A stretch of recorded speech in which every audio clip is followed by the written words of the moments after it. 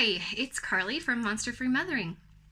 I am so excited to do this second teaching video. So it started from an experience that I had in Walmart this week where I saw this little sweet mama and she had a boy laying on the floor, screaming, kicking, the whole thing. So she looked over at me like, I have no clue what to do here, just helpless. And moms should not feel helpless. So I would like to empower you with some strategies that you can use when your child is having a tantrum in the store. So the first thing I want you to do is ignore everyone else.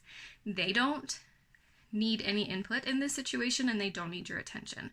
So if people are intruding and they're too close, you can say, we need some privacy. You could also ask them, can you hold the baby and just stand right here while I deal with this? They're more than happy to help, usually. But if not, just tell them to leave. And you have the power to do that. So once you have decreased your audience and you can give your attention to the child that is having a fit, I want you to define the behavior for the child. This helps them become aware of what is happening, and that brings them back into some cognitive thinking instead of emotional thinking. So they will look like, you are having a fit. Notice a firm, even tone.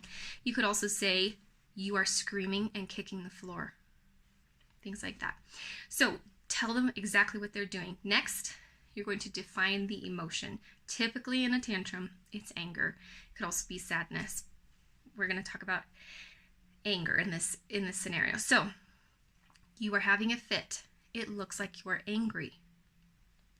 Next, you are going to tell them that it is not okay. So that's all you have to say. You don't need a long dialogue. Just say, you are having a fit. It looks like you are angry. It is not okay to have a fit in the store. And notice I'm not yelling, I'm not angry, but I am firm. So after you say those three things, you're going to give your child a task. This sets them up with an opportunity to be praised and to gain some control over their body. So you might say, I need you to take a deep breath with me. And take a deep breath. And let them copy you. If they don't do it right away, that's okay. Give them a few seconds. Like I count to 10 in my head. So make sure that I'm giving time. Give that directive up to 2 times, counting to 10 between. So let's say they listened. They took a deep breath with you. Now you're going to praise them. Woohoo! Didn't that deep breath feel good? Give them lots of happy words and encouragement and expression. And then, now that they've taken a deep breath, you can assign a consequence. I'm so glad you've calmed down. Now, you had a fit in the store, and tell them the consequence.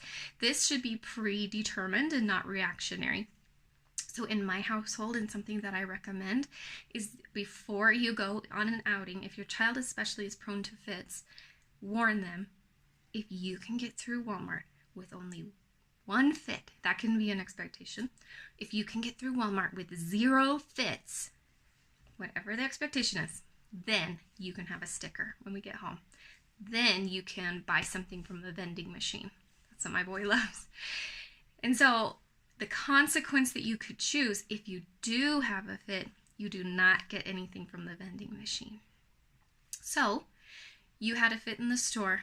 We do not get to buy anything from the vending machine. And then you're going to just go back to shopping. Let's see if we can find some canned peaches now. And so bring back the positivity as quickly as you can. And then just continually praise. Oh, look, you were so mad, but you didn't have a fit. Good job. So even though they've had one, you can still praise them for not having one. So now we're going to rewind. Pretend you told your child what to do. You said, I need you to take a deep breath with me. And he didn't do it. You waited 10 seconds. You said, I need you to take a deep breath with me. Waited 10 seconds. He still didn't do it. You can't sit there forever giving that prompt, even though sometimes I have done that for certain children, but it's not effective for a typically developing child who is in the midst of a tantrum. So if they're not complying, you're going to move on to some physical guidance. And I mean this very lightly. If you want your child to stand up, then say, it's time to stand up. Hold on to their hand and like gently lift them. Don't pull on their arm so it will hurt them. Just gently so they are feeling what you want them to do. It gives an additional source of input. So sensory input. So gently guide them up. If they do not listen to that, then you're just going to pick them up. So assuming that the child did not listen, you had to pick them up, you're going to carry them to a calm down place. So this can be your car, or if you have your cart full of groceries, I do not leave the store. I don't care what other people are angry. I'm dealing with my family. I take them away from the people. Usually it's back in the back of the store by the bathroom, or somewhere where no one is going to be watching you, and somewhere where the kid is not going to be in danger. So you're going, and the other important thing is that it is away from the initial trigger of the fit.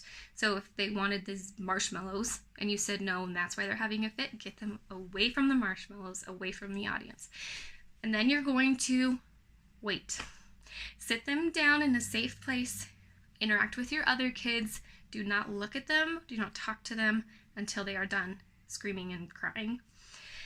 You can keep it in the corner of your eye to make sure that they are not touching things or interacting with other people.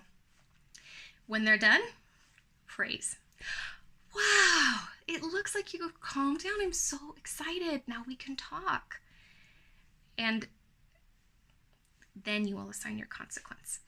You did a great job calming down. You had a fit in the store, so we don't get a sticker at home, or whatever your consequence is. Then you will go back to shopping. Let's go find the apples. And if they have a fit because of the consequence that you gave them, that means they're not used to receiving consequences, or it means they are too tired, but you still need to assign that consequence. If they have a fit, wait it out again in that quiet, removed place. Let them have their fit. Wow, you calmed back down. Let's go find those apples. We did not remove that consequence. They still don't get their sticker at home, but we're just going to move on and let them deal with it inside them.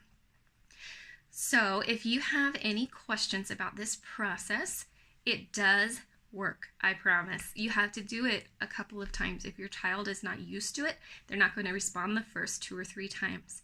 So keep trying it, keep trying it. The tantrums will decrease in length, and they will then eventually decrease in frequency, especially if you use some other preventative skills, which I will teach you.